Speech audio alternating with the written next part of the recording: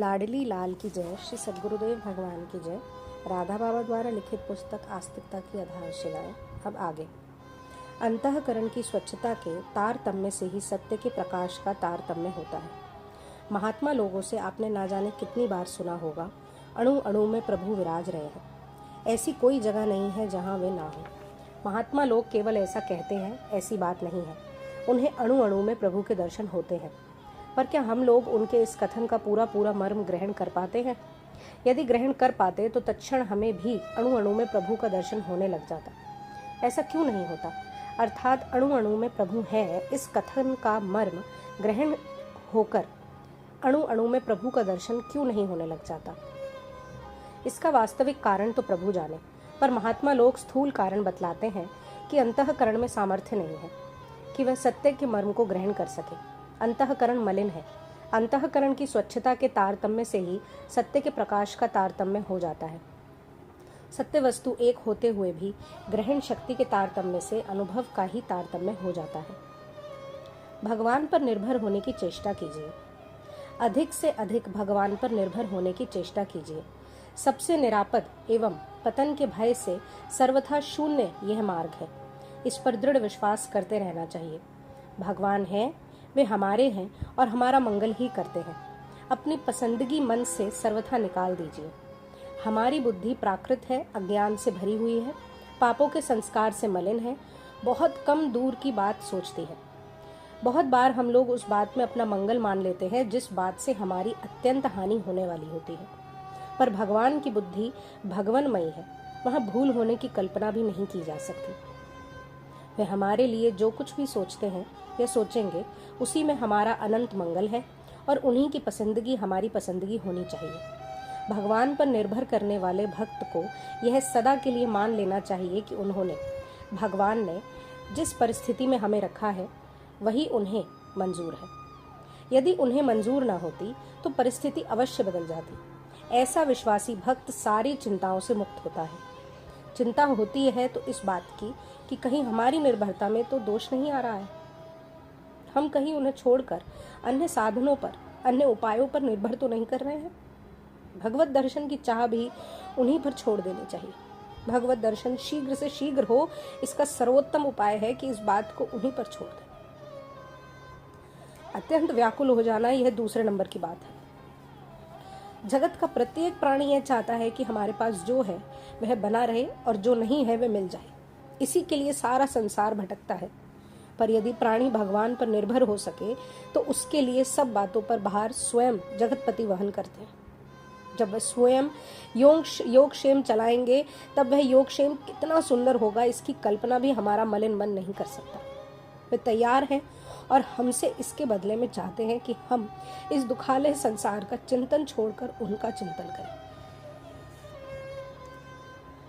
कोई कहे, तुम दुख की चिंता छोड़ दो, अपनी जलन मिटा दो, मैं तुम्हारा सब काम कर दूंगा। फिर भी ऐसा सौदा वह भी स्वयं जगतपति के साथ ना करने वाला महान मूर्ख है। ये बातें भावुकता की नहीं है, ध्रुव सत्य है।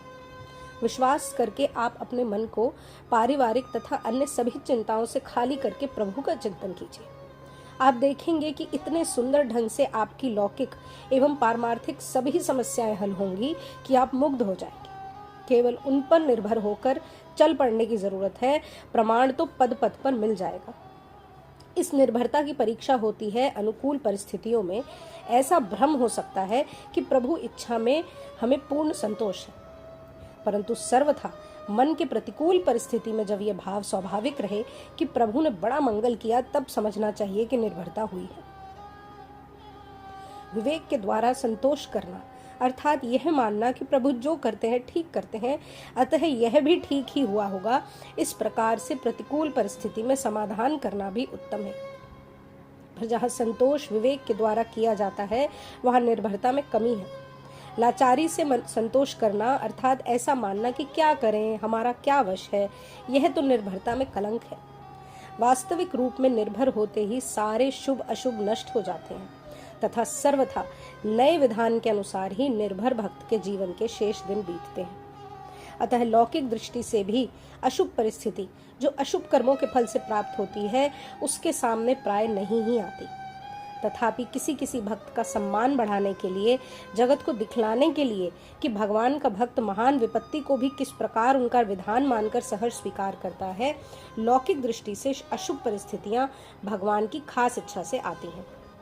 यद्यपि अधिकांश भक्तों के जीवन में अशुभ परिस्थितियां नहीं आती, फिर भी साधक को अपनी ओर से यह दृढ़ निश्चय कर लेना चाहिए कि मैं प्रतिकूल परिस्थिति को भी उनका विधान मानकर सर्वथा अमलान चित्त से स्वीकार करूंगा। बस सर्वथा सब प्रकार की चिंताओं से रहित होकर भगवान में मन लगाने की चेष्टा कीजिए। यहाँ जो कुछ जैसे भी हो रहा है होने दीजिए, और जितनी बार मन संसार के चिंतन में लगे उतनी बार उसे संसार से हटाकर प्रभु में लगाइए। यही साधन है, यही साधन करना है। प्रेम आता है कि नहीं, वृत्तियां सुधरती हैं कि नहीं, इसकी चिंता छोड़ दीजिए। चित्त वृत्ति की धारा निरंतर भगवान की ओर हो, इतना ही करना है। यदि आप अपनी ओर से पूर्ण शक्ति लगाकर प्रयत्न करेंगे तो भगवान की कृपा से सफलता मिलेगी और बहुत शीघ्र मन भगवान में लग जाएगा। जिस क्षण आपका हृदय कातर होकर रोने लगेगा, उसी क्षण प्रभु सुन लेंगे। आप भगवान की यह बड़ी कृपा समझें कि आसक्ति आपको आसक्ति के रूप में दिख रही है। इसका मिटना भगवत कृपा सापेक्ष है। प्रयत्न से यह कम होती है, पर इसके नाश का सर्वोत्तम उपाय है भगवान के सामने सच्चे हृदय से प्रार्थना। जिनके एक संकल्प से विश्व का निर्माण हो जाता है और संकल्प छोड़ते ही सब नष्ट हो जाता है, वे यदि चाहें तो उनके लिए आपके इस दोष का नाश कितना तुच्छ बात है, यह आप सहज में अनुमान लगा सकते हैं। अंतर हृदय की करुण प्रार्थना के द्वारा आप उनमें चाह उत्पन्न कर दें। ठीक मानिए, यदि आप सच्चे हृदय से इस दोष का नाश चाहने लग जाएं, तो प्रभु को अवश्य ही दया आ जाएगी और क्षण भर में उनकी कृपा से सारे दोष मिटकर आपका मन उनमें लग जाएगा। आप चाहते नहीं हो, यह बात नहीं है, पर अभी चाह बहुत मंद है। प्रार्थना करते करते जिस क्षण सचमुच इन दोषों के लिए हृदय में जलन पैदा हो जाएगी और आपका हृदय कातर होकर रोने लगेगा, उसी क्षण प्रभु सुन लेंगे। अवश्य ही यह दूसरी श्रेणी की बात है। कुछ भी ना मांगना सर्वोत्तम है। अपने आप को सर्वथा उन पर छोड़ दीजिए। भगवान क्या, कब, कैसे करते हैं, इसे कोई नहीं जानता। वे क्या हैं, इस बात को वस्तुतः वे ही जानते हैं। पर आज तक जितने ऊंचे ऊंचे संत हो गए हैं और हैं, उन्होंने अनुभव किया कि वे हैं और जो कुछ करते हैं वही ठीक है। उसी में प्रत्येक जीवन का अनंत मंगल है। उनसे कुछ भी ना चाहकर अपने आप को सर्वथा उन पर छोड़ देना चाहिए। अतः आप भी अपने आप को सर्वथा उन पर छोड़ दीजिए। अपनी ओर से केवल इतनी चेष्टा करें कि जीभ के द्वारा निरंतर नाम जप हो, उसी में आनंद मानिए। इतनी बात अवश्य देख लें कि अपनी ओर से सारी शक्ति लगा दी जाए। संसार से मन को हटाकर भगवान में लगाइए। एक बात खूब ध्यान में रखने की है, भगवान के मार्ग में बढ़ने वाले को साथी नहीं खोजना चाहिए। साथ मिल जाए तो ले लें, किंतु साथ की उपेक्षा ना रखें। खासकर आजकल कलयुग के भीषण वातावरण में संसार के गर्त से निकालने में सहायता देने वाले साथी बहुत कम मिलते हैं। काल के प्रवाह में आज जिसे मनुष्य अपना कहता है, वह सब के सब छिन्न भिन्न हो जाएंगे। आप ही सोचें, इस जन्म के पहले भी तो आप कहीं थे, परिवार भी होगा, किंतु आज उसकी स्मृति तक नहीं है। वे भूखे मर रहे होंगे तो भी आपको उनका पता नहीं है। इस प्रकार मृत्यु वर्तमान परिवार की स्मृति भी नष्ट कर देगी, पर मोहवश मनुष्य विचारता नहीं। तात्पर्य यह है कि संसार से मन को हटाकर भगवान में लगाना चाहिए। समय किसी की प्रतीक्षा नहीं करता, किंतु हताश भी होने की जरूरत नहीं है। कृपामय का आश्रय जिसने वाणी से भी ले रखा है, उसका भी उद्धार वे करेंगे ही।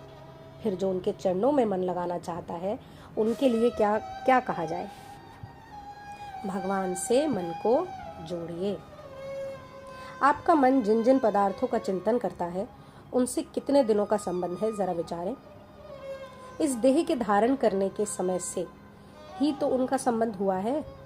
अतएव एक सीमित समय के चित्र बार बार मन में उलट पुलट करते रहते हैं, और किसी से राग होता है, किसी से द्वेष होता है, किसी को आप अपना मानते हैं, किसी को पराया मानते हैं, किसी से दुखी होते हैं और किसी से प्रसन्न होते हैं। यही हमारी भूल है। हम लोगों को इसी को मिटाना है। इन सब स्थानों से मन को निकालना है और सबके बदले केवल एक भगवान का चिंतन करना है। हमारे चिंतन का जितना स्थान भगवान ग्रहण करेंगे उतना अंश विषयों से रहित होगा। जिस दिन केवल भगवान ही रहेंगे उस दिन संसार पूर्ण रूप से निकल जाएगा। हम लोग अभ्यास करें, चेष्टा करें मन को निरंतर भगवदाकार बनाने की। पहले विश्वास करें कि इस जगत में सुख नहीं है, फिर प्रतीति होने पर विचार के द्वारा निश्चित करें यह सुख नहीं है। इस प्रकार निरंतर यहाँ इस जगत में सुख नहीं है, इस भावना को दृढ़ करते हुए भगवान से मन को जोड़िए। देखिए, भगवान कोई कल्पना की वस्तु नहीं है, वे हैं, सत्य हैं, नित्य हैं और आपकी प्रत्येक चेष्टा को देखते हैं। यदि सचमुच पूरी ईमानदारी से अपनी ओर से मन को लगाने की पूरी चेष्टा करें तो कृपामयी की कृपा शेष कमी पूरा कर देगी। वे केवल नियत देखते हैं, प्रयास की तत्परता होने पर उनकी कृपा से स्वयं संसार से मन हटेगा और उनकी ओर लगेगा। व्यवहार जैसे है वैसे ही रहे, मन में केवल उनका ही आसन रहे। पूरी चेष्टा कीजिए मन से और सभी आसक्तियां मिट जाएं। खूब गंभीरता से विचारें और बार बार सोचें, स्त्री आदि के प्रति मेरा प्रेम होने का क्या कारण है। देखें, इसमें एक बड़ी सुंदर रहस्य की बात है। आप विचारें, आपका प्रेम आपकी स्त्री आदि की चेतन आत्मा से है अथवा उसकी देह से। यदि देह से प्रेम होता तो मरने के बाद, शरीर से चेतन आत्मा के निकल जाने के बाद भी उसे रहना चाहिए। पर सच मानिए, यदि आप कहीं जीवित रहे और आपकी स्त्री आदि में से किसी की मृत्यु हो गई और उसके बाद यदि कोई आपको उस कमरे में अकेले रहने के लिए कहे तो आपको डर लगेगा, आप शायद नहीं रहिएगा। ऐसी बात क्यों होती है? इसलिए कि अब उस देह में भगवान का जो चेतन अंश था वह नहीं रहा। भगवान का अंश निकल जाने पर वह चीज इतनी भयावनी हो जाती है कि आप अब उसके पास बैठने में भी डरते हैं। उनका अंश जब तक था तब तक यह चीज प्रिय थी। अब सोचें, उनके अंश को लेकर ही तो आप इतने फंसे रहे। यदि स्वयं अंश ही पूर्ण रूप से प्राप्त हो जाए तो कितना सुंदर और मधुर लगेगा, कितना आकर्षण होगा। स्वयं भगवान विष्णु ने ब्रह्मा जी से कहा है कि विधाता, मैं आत्माओं का भी आत्मा और स्त्री पुत्र आदि प्रियों का भी प्रिय हूँ। देह आदि भी मेरे लिए ही प्रिय हैं, अतः मुझसे ही प्रेम करना चाहिए। इन बातों पर खूब विचार कीजिए। व्यवहार जैसे भी हो वैसे ही रहे, पर मन को खाली कर दीजिए। मन में केवल उनका ही आसन रहे। संत लोग कहते हैं, ऐसी बात हो सकती है यदि कोई सच्चे हृदय से चाहने लगे। सच्ची चाह निर्मल अंतःकरण में होती है और निर्मल अंतःकरण बनने का सर्वोत्तम एवं सुलभ साधन है निरंतर नाम रटन। श्री राधा श्री राधा श्री राधा।